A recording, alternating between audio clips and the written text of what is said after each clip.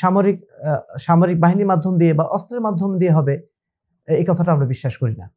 আমরা জানি যে ক্ষমতার মাধ্যম দিয়ে যে বিপ্লবগুলো হয়েছে, সেই ক্ষমতা যতদিন ছিল ততদিন পর্যন্ত বিপ্লবটা স্থায়ী হয়েছে। কিন্তু আদর্শের মাধ্যম দিয়ে ইসলামের যে বিপ্লবটা হয়েছে, সেই বিপ্লবটাই ছিল আসল বিপ্লব, এবং যেই বিপ্লবের মাধ্যম দিয়ে সমাজে স্থায়ী পরিবর্তন সাধিত হয়েছে। আমরা সেই বিপ্লবের কথাই বলছি, সেই বিপ্লবের পক্ষেই কথা বলছি। ইসলামী খেলাফত মূলত একটা আদর্শিক বিজয়ের নাম। এটা কখনোই ক্ষমতা গ্রহণের নাম না, বা ক্ষমতায় নিজে আরোহণের নাম নয়, অথবা ক্ষমতায় ইসলামকে নিয়ে যাওয়ার যে প্রক্রিয়ায় তারা এগুতে চাচ্ছেন, সেটা কখনো ইসলামী খেলাফতের পথ নয়। তিনি প্রশ্ন তুলেছেন, যারা ইসলামী খেলাফতের পক্ষে কথা বলছেন তাদের সুনির্দিষ্ট কোনো কর্মপন্থা আছে কিনা? অবশ্যই আছে। আমরা যে কর্মপন্থা নিয়ে কাজ করি সেটা হচ্ছে তাজকিয়া এবং তারবিয়া। আল্লাহ রাব্বুল আলামিন পবিত্র কোরআনে বলছেন, নিশ্চয়ই আল্লাহ রাব্বুল আলামিন ওয়াদা করেছেন যারা ঈমান এনেছে এবং যারা আমলে সালেহ করেছে তাদেরকে তিনি অবশ্যই খেলাফত দান করবেন, ক্ষমতা দান করবেন, রাজনৈতিক বিজয় দান করবেন, যেমনভাবে দান করেছিলেন ইতিপূর্বে যে জাতিরা এসেছিল তাদেরকেও। এখানে আল্লাহ রাব্বুল আলামিন দুটো শর্ত আরোপ করেছেন। একটা হচ্ছে ঈমান প্রথমে নিয়ে আসতে হবে, দ্বিতীয়ত আমলে সালেহের মাধ্যম দিয়ে। আল্লাহ রাব্বুল আলামিন এখানে ভিন্ন কোনো পদ্ধতির কথা এখানে উল্লেখ করেননি, ভিন্ন কোনো বিষয়ের কথাও বলেন নাই। সম্পূর্ণ আদর্শিক বিষয়টা এখানে আনা হয়েছে, যেটা বিশ্বাসের সাথে সম্পৃক্ত, যেটা আমাদের দৈনন্দিন কর্মপন্থার সাথে সম্পৃক্ত। ওই আয়াতের শেষ অংশে বলা হয়েছে, ইয়াবুদুনানি ওয়ালা ইউশরিকুনা বি শাইআ, তারা শুধুমাত্র আমারই ইবাদত করবে এবং আমার সাথে কাউকে শরীক করবে না। অর্থাৎ পুরো বিষয়টাই আদর্শিক বিষয়। আমাদের কর্মপন্থা, মানুষকে আমরা পরিশুদ্ধ করতে চাই তাওহীদের আলোকে এবং সুন্নাতের আলোকে, তাদেরকে পরিচর্যা করতে চাই, তাদেরকে প্রশিক্ষিত করতে চাই, আমরা ইলমুদ্দিনের বিকাশ ঘটাতে চাই, বিশুদ্ধ ইলমের বিকাশ ঘটাতে চাই, এবং সেই সাথে আমরা রিজালুদ্দিন তৈরি করতে চাই, যারা এই বিশুদ্ধ দাওয়াতকে সমাজের বুকে ছড়িয়ে দেওয়ার জন্য সামগ্রিকভাবে দায়িত্ব নিয়ে কাজ করবেন। আর এই কারণেই আমরা সংগঠিতভাবে কাজ করি, আমাদের নেতৃত্ব আছেন, সেই নেতার অধীনে আমরা এই দাওয়াতি প্ল্যাটফর্ম, দাওয়াতি কার্যক্রম আমরা চালিয়ে যাই। এবং এর বিজয়ে আমরা কখনো এটা নির্ধারণ করি না যে আমরা ক্ষমতায় যাব। আমাদের বিজয় যেটা আমরা নির্ধারণ করি সেটা হচ্ছে মানুষের কাছে তাওহীদের দাওয়াতটা পৌঁছে দেওয়া, মানুষকে পরিশুদ্ধ করতে পারা, মানুষকে দ্বীনের পথে পরিচর্যা করতে পারা। এটাকে আমরা আমাদের সাফল্য মনে করি, এটাই আমাদের বিজয় মনে করি। আপনি হয়তো বলতে পারেন যে এর সুনির্দিষ্ট সময়সীমা কোথায়? 5 বছর পরে হয়তো আমরা ক্ষমতায় যাব, 10 বছর পরে ক্ষমতায় যাব। আসলে ইসলাম 10 বছর, 15 বছর, 20 বছরের কোনো কর্মপরিকল্পনার নাম নয়। এটা একটা স্থায়ী কর্মপরিকল্পনার নাম। এই বিজয় হয়তো কালকেও আসতে পারে, অথবা এই বিজয় হয়তো 20 বছর পরেও আসতে পারে, অথবা এই বিজয় কখনো নাও আসতে পারে। 1,24,000 পয়গম্বর, তারা যারা এসেছিলেন তাদের মধ্যে কয়জন রাজনৈতিক বিজয় পেয়েছিলেন? মাত্র 4 জন। বাকিরা তো রাজনৈতিক বিজয়ের কোনো খবরই ছিল না। দুনিয়াতে তারা তাদের দাঁড়ানোর জায়গা পর্যন্ত ছিল না, তাদের সাথী পর্যন্ত ছিল না। তাদেরকে আমরা কি মনে করব তারা তাদের দাওয়াতে তারা ব্যর্থ হয়েছেন, বা তারা তাদের কর্মপন্থা ছিল না, বা তারা তাদের কর্মপন্থা মানে পরিকল্পনাহীন ছিল? এই ধরনের কথাবার্তা বলাটা নিঃসন্দেহে আমাদের ওলামায়ে কেরাম যারা আছেন, আমাদের আম্বিয়ায়ে কেরাম যারা আছেন, তাদের প্রতি একটা অপবাদ দেওয়ার শামিল। সুতরাং আমরা আশা করছি যে তিনি যে কথাটি বলেছেন সেই কথার মাধ্যম দিয়ে আমাদের দিনদার ভাইরা যেন বিভ্রান্ত না হন, তারা যেন এই কথা না মনে করেন যে ইসলামের নিজস্ব কোনো কর্মপন্থা নাই। ইসলামের কর্মপন্থা একটাই আছে, প্রচলিত সমাজ ব্যবস্থার সাথে মিলে যাওয়া। প্রচলিত সমাজ ব্যবস্থার সাথে মিলে যাওয়ার জন্য ইসলাম আসে নাই। ইসলাম এসেছে বিশ্বাসে পরিবর্তন করতে, ইসলাম এসেছে আল্লাহ রাসূলের আদর্শকে প্রতিষ্ঠা করতে। সেই আদর্শ গ্রহণকারীর সংখ্যা যদি একজনও হয়, সেটাই আমাদের জন্য সাফল্য, সেটাই আমাদের জন্য সফলতা আমরা মনে করি। আমরা মনে করি জান্নাতে যাওয়াটাই আমাদের জন্য সফলতা। দুনিয়ার ক্ষমতা গ্রহণ করাটা, বা দুনিয়ার ক্ষমতা গ্রহণ করার জন্য 5 বছর 10 বছরের পরিকল্পনা গ্রহণ করাটা, এটা আমাদের মৌলিক নীতির সাথে কখনোই যায় না।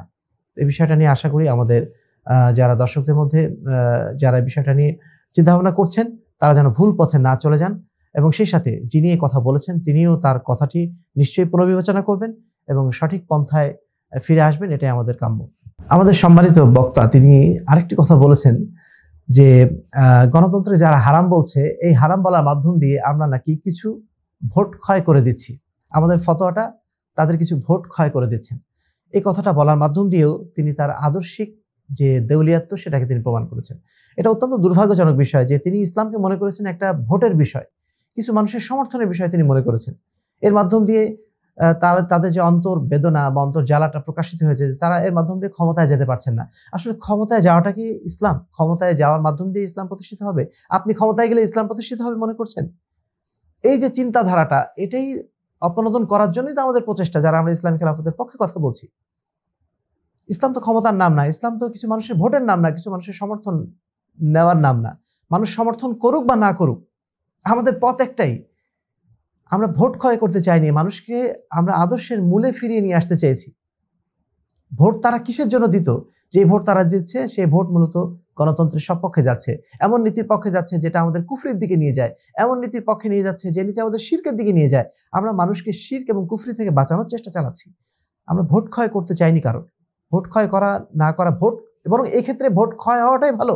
যেই ভোট কুফরির পক্ষে যায় সেই ভোট ক্ষয় হওয়াটাই তো আমাদের কাম্য, সেটাই তো আমাদের মানে চাওয়া।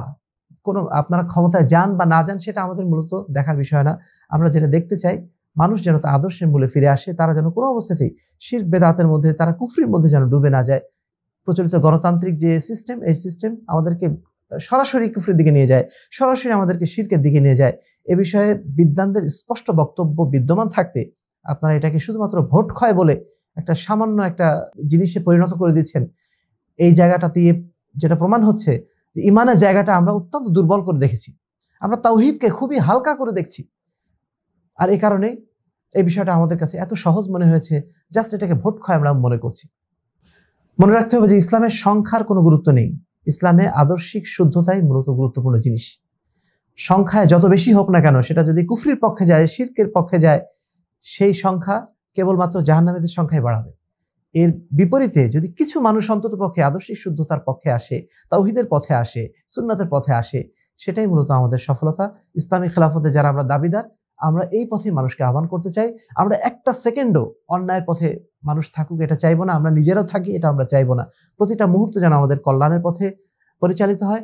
ইসলামী খেলাফতের এই আদর্শিক শুদ্ধতার পক্ষে যেন আমরা প্রতিটা মুহূর্তে কাজ করতে পারি, এটাই আমাদের কাম্য। আমরা যে পরিবর্তন চাই, এই পরিবর্তন মূলত ভোটারের সংখ্যার পরিবর্তন না, আমরা পরিবর্তন চাই আদর্শের পরিবর্তন। এই বিষয়টি আমরা আপনাদেরকে বোঝানোর চেষ্টা করছি এবং যিনি বলেছেন এই বিষয়টা, আমরা আশা করছি তিনি বিষয়টা আবারও পুনর্বিবেচনা করবেন এবং তার এই হালকা কথাটার মাধ্যম দিয়ে মানুষকে যে কুফরির পথে তিনি ঠেলে দিচ্ছেন, এই পন্থা যেন তিনি আর অবলম্বন না করেন, সেখান থেকে যেন তিনি ফিরে আসেন। আরেকটা কথা বলতে চাই, তিনি বলছেন যে ফতোয়া দিয়েই নাকি আমরা আমাদের কাজ সেরে ফেলেছি। না, আমরা শুধুমাত্র ফতোয়া দিয়েই ক্ষান্ত হয়নি, আমরা তো সমাজকে পরিশুদ্ধ করার জন্য কাজ করছি, সমাজের মানুষকে তাওহীদের দিকে আহ্বান করছি, মানুষকে আমরা শিরক থেকে বিরত থাকার জন্য আহ্বান জানাচ্ছি। আমরা তো সুন্নাতের পক্ষে মানুষকে ডাকছি, বেদাতের বিরুদ্ধে মানুষকে অবস্থান নেওয়ার জন্য দাঁড়াচ্ছি। আমরা তো ইসলামের বিশুদ্ধ রূপটা সমাজে প্রতিষ্ঠা করার জন্য কাজ করে যাচ্ছি। আমরা তো শুধুমাত্র ফতোয়া দিয়ে আমাদের দায়িত্ব শেষ করে দেইনি, আমরা তো তাজকিয়ার মাধ্যম দিয়ে সমাজ পরিশুদ্ধ করতে চাচ্ছি। এবং রিজালুদ্দিন, কিছু মানুষ যারা দিনের বুঝটা ধারণ করেন, তাদেরকে আমরা চাচ্ছি তারা সমাজের বুকে ছড়িয়ে পড়ুক, সমাজটাকে পরিবর্তনের জন্য সাধ্যমতো তারা ছড়িয়ে পড়ুক, দাওয়াত এবং জিহাদের কর্মসূচির মাধ্যম দিয়ে সমাজকে তারা পরিবর্তন করুক। এই পন্থায় তো আমরা মানুষকে ডাকছি এবং এই পন্থায় কিছু মানুষ আমরা তৈরি করে যাচ্ছি। সুতরাং শুধুমাত্র ফতোয়া দিয়ে আমরা আমাদের দায়িত্ব সেরে ফেলেছি এটা মনে করবেন না। আমাদের দাওয়াতের মাধ্যম দিয়ে কিছু যদি কারোর ভোট ক্ষয় হয়, হতে পারে, কিন্তু এর মাধ্যম দিয়ে যদি কিছু মানুষ তাওহীদের পথে চলে আসে, কিছু মানুষ যদি সুন্নাতের পথে চলে আসে, আল্লাহ রাসূলের আদর্শ প্রতিষ্ঠার জন্য তারা যদি সংগ্রামে অবতীর্ণ হয়, আমরা মনে করি এটাই ইসলামের চূড়ান্ত বিজয়ের পথ, এটাই ইসলামের খেলাফত সমাজে বাস্তবায়নের পথ। তিনি গণতন্ত্রের পক্ষে সাফাই দিতে যেয়ে তিনি বলেছেন যে 4 খলিফার নির্বাচন প্রক্রিয়া 4 রকম ছিল। এখান থেকে বোঝা যায় যে সমাজে চালু কোনো পদ্ধতি সেটা সহজেই গ্রহণ করা সম্ভব বা গ্রহণ করা যায়, ইসলামেতে কোনো বাধা নেই। এই কথাটাও চূড়ান্তভাবে আমরা ভুল মনে করি। 4 খলিফার নির্বাচন পদ্ধতি 4 রকম হতে পারে, কিন্তু এটা একটা পদ্ধতিগত শুধুমাত্র পরিবর্তন, কিন্তু তারা আদর্শিক কোনো পরিবর্তন ঘটান নেই। গণতান্ত্রিক যে আপনি সিস্টেমে ঢুকতে যাচ্ছেন, গণতান্ত্রিক যে ভোটিং সিস্টেমটা, এই সিস্টেমটা ভোটিংটা কিসের পক্ষে হচ্ছে? সেই ভোটিংটা হচ্ছে আপনার জনগণের সার্বভৌমত্বের পক্ষে। জনগণ সেখানে আইন রচনা করার পূর্ণাঙ্গ অধিকার পাচ্ছে। এর পক্ষে আপনি যে ভোটিং নিয়ে আসছেন, সেই ভোটিং কখনো খোলাফায়ে রাশিদিনের নির্বাচন পদ্ধতির মধ্যে সম্পৃক্ত ছিল না। খোলাফায়ে রাশিদিন তাদের নির্বাচন পদ্ধতিটা ছিল পরামর্শ ভিত্তিক, শুরা ভিত্তিক, যেখানে পরামর্শ গ্রহণ করা হতো। কিন্তু পরামর্শ গ্রহণ করার অর্থ এই না যে সেখানে আল্লাহর বিধানও পরিবর্তন করার মতো ক্ষমতা কারো অর্জিত হতো। আল্লাহর বিধান পরিবর্তনের কোনো জায়গা সেখানে ছিল না, আল্লাহর বিধান আল্লাহর জায়গাতেই ছিল। পরামর্শ নেওয়া হয়েছিল কাকে নেতা নির্বাচন করলে সমাজের বেশি উপকার হবে, যেটাকে আমরা সিলেকশন বলছি। এবং সেটা নির্বাচন সেটা করার জন্য এখন যেভাবে পপুলার ভোটিং করা হচ্ছে সেভাবে না, যেখানে আপনার মুসলিম অমুসলিম কোনো ভাগ করা হচ্ছে না, যেখানে কাফের নাস্তিক কোনো ভাগ করা হচ্ছে না, ভালো মন্দ ভাগ করা হচ্ছে না, সমাজের শিক্ষিত মানুষ অশিক্ষিত মানুষের মধ্যে কোনো ভাগাভাগি করা হচ্ছে না। এইটার নাম তো ইসলামের ওই নির্বাচন ব্যবস্থা না। ইসলামের নির্বাচন ব্যবস্থা, নির্বাচন কারা করেন সেখানে? নির্বাচক হচ্ছেন তারা যারা আহলুল হাল্লি ওয়াল আকদ, যারা সে ধরনের যোগ্যতা সম্পন্ন মানুষ, যারা ধার্মিক মানুষ, মুত্তাকি মানুষ, যারা জানেন যে সমাজের জন্য উপকারী কারা হতে পারেন, এই ধরনের মানুষ তারা নির্বাচন করতেন। কাদের পরামর্শ নিতেন? সেই সমস্ত যোগ্য মানুষদের কাছে যারা সমাজের কারা প্রকৃত নেতা হতে পারে তারা জানেন বা তাদের সম্পর্কে জানেন, সেই ধরনের মুত্তাকি মানুষদেরকেই পরামর্শক হিসাবে রাখতেন। তাদের কাছ থেকে পরামর্শ নিতেন, ঢালাওভাবে সবার কাছে পরামর্শ নিতেন আমভাবে, মানে শিক্ষিত অশিক্ষিত অথবা মুসলিম অমুসলিম, নাস্তিক আস্তিক, সব মানে ভেদাভেদ ছাড়াই তারা পরামর্শ গ্রহণ করেছেন। এরকম কোনো নীতি আমরা দেখি নাই। সুতরাং খোলাফায়ে রাশিদের নির্বাচন ব্যবস্থার সাথে গণতান্ত্রিক এই পপুলার ভোটিং সিস্টেমটাকে কখনোই দয়া করে মেলাবেন না। এর মাধ্যম দিয়ে মানুষকে ভুল পথে দয়া করে নিয়ে যাবেন না। সম্মানিত বক্তা আরো একটা কথা বলেছেন যেটা অত্যন্ত দুঃখজনক। তিনি বলছেন যে গণতন্ত্রকে আমরা মন্দের ভালো হিসাবে গ্রহণ করেছি। এটা আরেকটা বিভ্রান্তির পথ। মন্দের ভালো আবার কি? যার মধ্যে শিরক আছে, যার মধ্যে কুফরি আছে, শিরক এবং কুফরির মধ্যে মন্দের ভালো জিনিসটা কোথায় থাকতে পারে? আমাদের সংগ্রাম তো তাওহীদ প্রতিষ্ঠার সংগ্রাম। একজন মুসলিমের সবচেয়ে গুরুত্বপূর্ণ সম্পদ হচ্ছে তার ঈমান। যেখানে তার ঈমানই নষ্ট হয়ে যাচ্ছে, যার ঈমানের সাথে কুফরি ঢুকে যাচ্ছে, যার ঈমানের সাথে শিরক ঢুকে যাচ্ছে, সেইখানে আপনি মন্দের ভালো প্রশ্নটা কিভাবে নিয়ে আসতে পারেন? এটা একেবারেই চরম বিভ্রান্তিকর এবং এর মাধ্যম দিয়ে বহু মানুষের ঈমান হরণ করা একটা আয়োজন করা হচ্ছে। এই সামান্য কথার মধ্য দিয়ে বহু মানুষ বিভ্রান্তির পথে চলে যাবে। এটা যে আপনারা কেন ভাবছেন না, এটা আমরা বুঝতে পারি না। একজন মুমিনের কাছে ঈমানটা এত কেন সস্তা হয়ে যাচ্ছে? ঈমানের জন্যই তো আমরা মুসলমান, ঈমানের জন্যই তো আমরা মুমিন, ঈমানের জন্যই তো আমরা ইসলামী রাজনীতির কথা বলছি, ঈমানের জন্যই তো আমরা আল্লাহর আইনের কথা বলছি। আবার সেই ঈমানের সাথে আমরা শিরকের সাথে আপোষ করার কথা বলছি, কুফরির সাথে আপোষ করার কথা বলছি। তাহলে এই ঈমানের মূল্যটা থাকলো কোথায়? ঈমানটা যদি নাই থাকে, আমি রাজনীতি করে আমার লাভটা কি? ইসলামের কথা বলে আমার লাভটা কি? আল্লাহর আইনের কথা বলেই বা লাভটা কি? এই বিষয়টি নিয়ে আমাদেরকে অবশ্যই সতর্ক থাকতে হবে। মন্দের ভালো এটা শয়তানি একটা ওয়াসওয়াসা, শয়তানি একটা ফাঁদ। এই ফাঁদে যেন আমরা পা না দিই। আল্লাহ রাসূল সাল্লাল্লাহু আলাইহি ওয়াসাল্লাম যখন তিনি মদিনায় গিয়েছেন, তিনি আউস এবং খাজরাজ গোত্র যারা আপনার ইহুদি, তাদের সাথে তিনি রাজনৈতিক আপোষ বা সামাজিক আপোষ যেটা করেছিলেন, সেটা ইসলামের জন্য সেটা ব্যয়িত হবে এই জন্যই। কুফরির সাথে তিনি আপোষ করেছিলেন বিষয়টা এমন না, বরং কুফরি শক্তির বিরুদ্ধে লড়াই করার জন্য এটা ছিল সাময়িক কৌশলগত আপোষ। এটা ছিল শিরকের বিরুদ্ধে, কুফরের বিরুদ্ধে লড়াইয়ের সহযোগিতার নেওয়ার জন্য তিনি করেছিলেন। তিনি কখনোই শিরকের সাথে আপোষ করেননি, কুফরির সাথে কোনো অবস্থাতে আপোষ করেননি।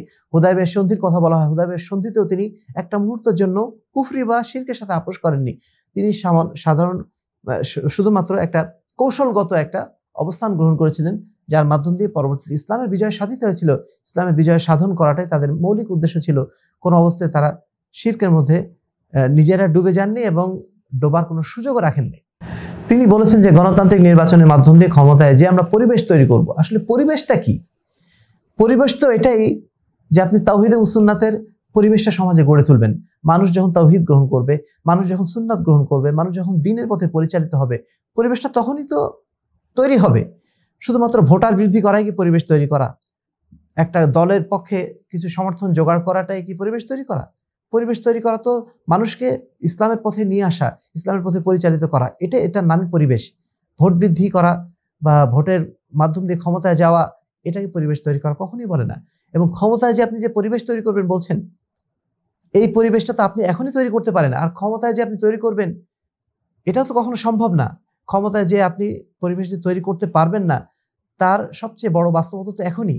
আপনারা এখনই যে পদক্ষেপগুলো নিয়েছেন, এর মাধ্যম দিয়ে আপনাদেরকে কত জায়গায় আপোষ করতে হয়েছে, আপনাদেরকে পূজা মণ্ডপে যেতে হচ্ছে, আপনাদেরকে সেখানে ভিন্ন আকীদার বা ভিন্ন ধর্মের মানুষের সাথে এমনভাবে কথা বলতে হচ্ছে যেন সেটাও একটা ধর্ম, একটা গ্রহণযোগ্য ধর্ম, এটাও একটা গ্রহণযোগ্য ধর্ম। ইসলাম এবং অন্যান্য ধর্মকে আপনি একাকার করে ফেলছেন, সেই সাথে অন্যান্য বিষয়গুলোর সাথে আপনি আপোষ করে ফেলছেন। আপনি বলছেন যে না, আমরা শরিয়া কায়েম করতে চাই না। আপনাকে এই কথা বলতে হচ্ছে যে না, নারীর উপরে কোনো পর্দার বিধান আমরা চাপাবো না, আমরা দেশে সালাত কায়েম করব না, কোনো বিধানই আপনারা কায়েম করবেন না। তাহলে কি ইসলাম নিয়ে আপনারা কাজ করবেন? কি ইসলামের পরিবেশ আপনারা তৈরি করবেন? এটা সম্পূর্ণ একটা ভ্রান্ত পন্থা, যে পন্থার মাধ্যম দিয়ে গণতন্ত্র যুগে যুগে ধোঁকা দিয়ে এসেছে। জনগণকে 5 মিনিটের ভোটের নামে 5 বছরের তাদের অধিকার কেড়ে নেওয়ার এই যে ধোঁকা দেওয়া সিস্টেম গণতন্ত্র নিয়ে এসেছে, এই ধোঁকার মধ্যে আমরা নিজেরাও এই কথার মাধ্যম দিয়ে হাবুডুবু খাওয়া শুরু করেছি। সবচেয়ে মানে ভয়াবহ যে বিষয়টি, আমরা দিন থেকে বিচ্যুত হচ্ছি। আমরা দিন থেকে বিচ্যুত হচ্ছি, এটাই হচ্ছে আমাদের চূড়ান্ত পরিণতি এই গণতন্ত্রের মাধ্যম দিয়ে। সুতরাং পরিবেশ তৈরি করার এই ধোঁকায় আমরা যেন আমরা না পড়ি। পরিবেশ তৈরি করা আমাদের প্রতিটা মুহূর্তের কাজ। আল্লাহ রাব্বুল আলামিন পবিত্র কোরআনে বলছেন, কুনতুম খায়রা উম্মাতিন উখরিজাত লিন-নাসি তা'মুরুনা বিল মা'রুফ ওয়া তানহাউনা আনিল মুনকার। তোমরাই সর্বোত্তম জাতি, যাদেরকে পৃথিবীতে এজন্য উত্থান ঘটানো হয়েছে যে তোমরা মানুষকে সৎ কাজের দিকে আহ্বান জানাবে, অসৎ কাজ থেকে নিষেধ করবে। পরিবেশ তৈরি করার জন্য দ্বিতীয় কোনো পন্থার প্রয়োজন নেই। পরিবেশ তৈরি করার জন্য আল্লাহ রাব্বুল আলামিন কখনো ক্ষমতাকে শর্ত করে দেননি। আপনি এখনই পরিবেশ তৈরি করেন, মানুষকে তাওহীদের পথে ডাকেন, মানুষকে শিরকের বিরুদ্ধে সচেতন করার চেষ্টা করেন। এটাই তো পরিবেশ তৈরি করা। এই পরিবেশ তৈরি হতে হতে একটা সময় আল্লাহ রাব্বুল আলামিন যখন পরিবেশটা তৈরি করে দেবেন, যখন আল্লাহ রাব্বুল আলামিন সেই সময়টা তৈরি করে দেবেন, তখন অটোমেটিক্যালি ক্ষমতা আপনার কাছে চলে আসবে। ক্ষমতা আল্লাহ রাব্বুল আলামিনের পক্ষ থেকে একটা দেওয়া দায়িত্বের নাম। এই দায়িত্ব যখন আসবে, এই দায়িত্ব তখন আমাদের পালন করতে হবে। সেজন্য সেই পরিবেশ তৈরি করা, সমাজটাকে তৈরি করা, এটাই হচ্ছে আমাদের মূল কাজ, এবং সেই কাজটা আমরা করে যাচ্ছি। এটাই আমাদের কর্মপন্থা, এবং এই কর্মপন্থা আমরা র্যান্ডমলি করে যাচ্ছি, যার যার ইচ্ছা মতো করে যাচ্ছি, বিষয়টা এমন না। আমরা একটা সাংগঠনিক নেতৃত্বের অধীনে, একজন নেতার অধীনে আমরা দায়বদ্ধতার সাথে, আমরা আনুগত্যের সাথে আমরা সমাজটাকে পরিবর্তন করার জন্য ধাপে ধাপে এগিয়ে যাওয়ার চেষ্টা করে যাচ্ছি। এবং এটাই আমরা মনে করি ইসলামী খেলাফত কায়েম করার জন্য নববী পদ্ধতি, আল্লাহ রাসূল সাল্লাল্লাহু আলাইহি ওয়াসাল্লামের দেখানো পদ্ধতি। এই পদ্ধতির বাইরে কখনো শান্তি আসতে পারে না। এই পদ্ধতির বাইরে অন্য কোনো পন্থার মাধ্যম দিয়ে কখনো খেলাফত আসতে পারে না। কেননা আল্লাহ রাসূল সাল্লাল্লাহু আলাইহি ওয়াসাল্লাম বলেই দিয়েছেন, শেষ জামানায় খেলাফত যেটা আসবে, সেই খেলাফত হচ্ছে আল খেলাফা আলা মিনহাজি নবুয়া। আল্লাহ রাসূল সাল্লাল্লাহু আলাইহি ওয়াসাল্লামের তরিকায়, নবীদের তরিকায় আসবে, গণতন্ত্রের তরিকায় না, জাতীয়তাবাদের তরিকায় না, পশ্চিমাদের শেখানো কোনো তন্ত্র মন্ত্রের মাধ্যম দিয়ে না। একটাই পন্থা, সেই পন্থা হচ্ছে মিনহাজুন নবুয়া, আল্লাহ রাসূল সাল্লাল্লাহু আলাইহি ওয়াসাল্লামের দেখানো পদ্ধতি। মা আনা আলাইহি ওয়া আসহাবি, আমি এবং আমার সাহাবায়ে কেরাম যে পথে ছিলাম, সেই পন্থাটাই হচ্ছে আদর্শ পন্থা। এই পন্থার বাইরে কোনো পন্থা নেই। লাকাদ কানা লাকুম ফি রাসূলিল্লাহি উসওয়াতুন হাসানা, তোমাদের জন্য উত্তম আদর্শ রয়েছে আল্লাহ রাসূল সাল্লাল্লাহু আলাইহি ওয়াসাল্লামের মধ্যেই। আল্লাহ রাব্বুল আলামিন আমাদেরকে স্পষ্ট ভাষায় বলে দিয়েছেন, ফামান ইয়াকফুর বিত-তাগুত ওয়া ইউমিন বিল্লাহ ফাকাদ ইসতামসাকা বিল উরওয়াতিল ফুসকা। যে ব্যক্তি তাগুতকে অস্বীকার করবে, আল্লাহ রাব্বুল আলামিনের বিধানের বাইরে অন্য যাদের আনুগত্য করা হয়, সেই বিধানকে যারা পরিত্যাগ করবে, ওয়া ইউমিন বিল্লাহ, এবং যারা আল্লাহর প্রতি, আল্লাহর বিধানের প্রতি বিশ্বাস স্থাপন করবে, ফাকাদ ইসতামসাকা বিল উরওয়াতিল ফুসকা, সেই যেন একটা দৃঢ় রশি ধারণ করলো, সেই যেন শক্ত পন্থা অবলম্বন করলো, সেই আসলে সঠিক পন্থা অবলম্বন করলো। আমরা তো সেই পন্থার দিকেই মানুষকে আহ্বান জানাচ্ছি, এবং এটাকে আমরা ইসলামী খেলাফত বাস্তবায়নের পথ মনে করি। কোনো অবস্থাতেই আপোষকামিতার পথ ইসলামের পথ নয়। ইসলাম কখনো আপোষকামিতার মাধ্যম দিয়ে বাস্তবায়ন হবে না। আপোষকামিতার মাধ্যম দিয়ে ইসলামকে শুধু হারাতেই হবে, ইসলামকে খুঁজে পাওয়া যাবে না। পবিত্র কোরআন আল্লাহ রাব্বুল আলামিন কত জায়গায় বারবার আমাদেরকে সেই ইস্তিকামতের কথা বলেছে। আল্লাহ রাব্বুল আলামিন বলছেন, ইন্নাল্লাযীনা ক্বালু রাব্বুনাল্লাহ সুম্মা ইসতাকামু তাতানাজ্জালু আলাইহিমুল মালায়েকা, নিশ্চয়ই যারা বলেছে আমাদের রব হচ্ছেন আল্লাহ রাব্বুল আলামিন, এবং সেই পথে তারা সুদৃঢ় থেকেছে। ইসলাম আমাদের বারবার সুদৃঢ় থাকার কথা বলে, আদর্শের উপরে, নীতির উপরে। ইসলাম কখনো আপোষকামিতার কথা আমাদের শেখায়নি। ইসলাম আমাদের কখনো আপোষকামিতার কথা বলে না। ইসলাম কখনো সংখ্যাগরিষ্ঠতার কথা বলে না। ইসলাম কখনো সামাজিক রেওয়াজের সাথে মিলে চলার কথা বলে না। ইসলাম সর্বদা আমাদের তাওহীদের পথে আহ্বান জানায়। ইসলাম সর্বদা আল্লাহ রাব্বুল আলামিনের একক উবুদিয়তের পথে আমাদেরকে আহ্বান জানায়। শুধুমাত্র আল্লাহর বিধানের কাছে দাসত্বের কথা বলে। আল্লাহ রাব্বুল আলামিন বলেই দিয়েছেন, ওমাই ইয়াবতাগি গায়রাল ইসলামি দীনান ফালা ইউকবালা মিনহু, যে ব্যক্তি ইসলাম বাদ দিয়ে অন্য কিছু, অন্য কোনো মতাদর্শকে কামনা করে, সেটা কোনো অবস্থাতেই কবুল করা হবে না। অতএব প্রিয় ভাতৃমণ্ডলী, প্রিয় শ্রোতা মণ্ডলী, যারা আজকে আমাদেরকে শুনছেন, তাদের সবার প্রতি আমাদের আহ্বান এটাই থাকবে যে আসুন আমরা আল্লাহ রাব্বুল আলামিনের দ্বীনের পথে ফিরে আসি। যেই পন্থায় ফিরে আসার মাধ্যম দিয়ে আমরা নিজেরা দুনিয়াতে কল্যাণ লাভ করব এবং আখিরাতে মুক্তি লাভ করব, সেই পন্থাটাই সবচেয়ে আদর্শ পন্থা। এই পন্থার মাধ্যম দিয়ে আমরা সর্বোচ্চ কল্যাণ পেতে পারি। এই পন্থার মাধ্যম দিয়ে এই দুনিয়াতে প্রকৃত শান্তি আসতে পারে। এই পন্থার মাধ্যম দিয়ে ইসলামী খেলাফত কায়েম হতে পারে। প্রচলিত যত তন্ত্রমন্ত্র আছে, সে সমস্ত তন্ত্রমন্ত্রকে পরিত্যাগ করার মধ্যেই আমাদের প্রকৃত সফলতা নিহিত রয়েছে। তাজকিয়া এবং তারবিয়ার মাধ্যম দিয়ে, রিজালউদ্দিন তৈরি করার মাধ্যম দিয়ে যে পন্থা অবলম্বন করেছিলেন আম্বিয়া কেরাম, সেই পন্থার মাধ্যম দিয়ে আমরা প্রকৃত সফলতা পেতে পারি। এর বাইরে দ্বিতীয় কোনো সফলতার পথ আছে বলে আমাদের জানা নেই। আল্লাহ রাব্বুল আলামিন আমাদের প্রত্যেককেই দ্বীনে হকের উপরে কায়েম এবং দায়েম থাকা তৌফিক দান করুন, এবং প্রচলিত যাবতীয় শয়তানি পথ এবং পন্থা থেকে আল্লাহ রাব্বুল আলামিন আমাদের সকলকে হেফাজত করুন, যাবতীয় ধোঁকা থেকে আল্লাহ রাব্বুল আলামিন আমাদেরকে হেফাজত করুন, যাবতীয় প্রতারণা থেকে আল্লাহ রাব্বুল আলামিন আমাদেরকে হেফাজত করুন। কোনো অবস্থাতেই যেন আমরা বাতিলের সাথে আপোষকামিতার মাধ্যম দিয়ে আমাদের ঈমানকে হারানোর আয়োজন না করি। আল্লাহ রাব্বুল আলামিন আমাদের সকলকে নিজেদের ঈমানকে হেফাজত করার তৌফিক দান করুন। আল্লাহুম্মা আমিন।